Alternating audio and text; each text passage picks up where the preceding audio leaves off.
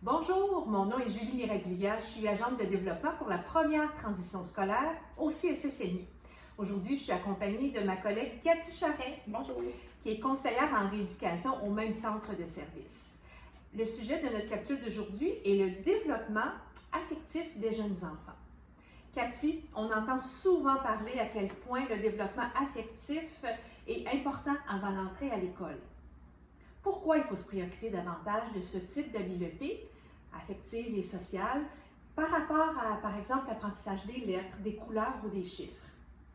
C'est une excellente question, Julie. Tous les chercheurs sont d'avis que le développement affectif contribue grandement à la réussite éducative des enfants, tout comme le développement langagier, cognitif, moteur et physique. Les habiletés sociales comme développer la confiance en soi, l'entraide, la gestion des émotions permet aux enfants d'être plus disposés à faire des apprentissages en classe sans être envahis par toutes les situations du quotidien.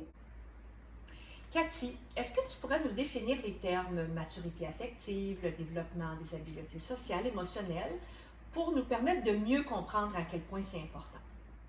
Bien que le tempérament de l'enfant influence le développement de la maturité affective, il s'avère très important de développer les habiletés sociales comme la confiance en soi et l'estime de soi par le fait de donner, par exemple, des petites responsabilités aux enfants, de les complimenter et aussi de leur permettre de faire des erreurs. Plus l'enfant sera capable de partager ses goûts, ses intérêts, ses forces, ses limites, plus il sera capable de gérer, de nommer, de reconnaître ses émotions, plus les situations stressantes ou les imprévus seront faciles à gérer.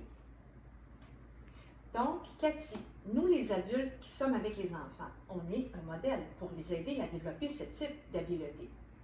En effet, et plus votre enfant vivra des expériences sociales dans son quotidien, plus il sera équipé pour réagir à des imprévus, des conflits, faire face à des difficultés aussi qu'il pourra rencontrer dans son quotidien ou tout simplement demander de l'aide quand il y en aura besoin. L'apprentissage des règles sociales, entre autres le partage, apprendre aussi à suivre les règles et se soucier des autres, ce sont tous des comportements prosociaux qui favorisent l'intégration dans le milieu scolaire. Cathy, quelles sont les conditions essentielles à mettre en place afin justement d'accompagner les enfants à développer toutes ces habiletés sociales et émotionnelles? Il existe deux conditions essentielles au développement affectif des enfants. Premièrement, le lien d'attachement qui est primordial et l'apprentissage par le jeu. Plus l'enfant vivra des expériences dans un milieu sécurisant, où il pourra vivre ses émotions et il sera accueilli par les adultes avec bienveillance, ces apprentissages-là favoriseront l'intégration dans le milieu scolaire.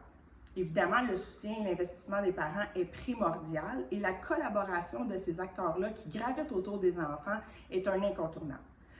L'apprentissage par le jeu, évidemment, c'est le médium qui est reconnu le plus gagnant. Apprendre à respecter, par exemple, son tour de jeu, les règles, s'engager dans une situation et des expériences nouvelles, gagner, apprendre à perdre. Le jeu structure en fait la pensée et développe la créativité des enfants. En résumé, l'école poursuivra tous les apprentissages que les enfants ont fait avec vous les parents et avec vous les intervenants en milieu de garde. Donc, à retenir, pour favoriser le développement des habiletés affectives, pour que l'enfant ait une belle intégration à la maternelle, tout d'abord, bienveillance, lien d'attachement sécure. Ensuite, l'apprentissage par le jeu primordial qui est le moyen privilégié pour les enfants d'apprendre toutes ces habiletés. Et le troisième, c'est travail de collaboration. Travaillons ensemble, la famille, l'école, le milieu de garde, pour favoriser toutes ces habiletés.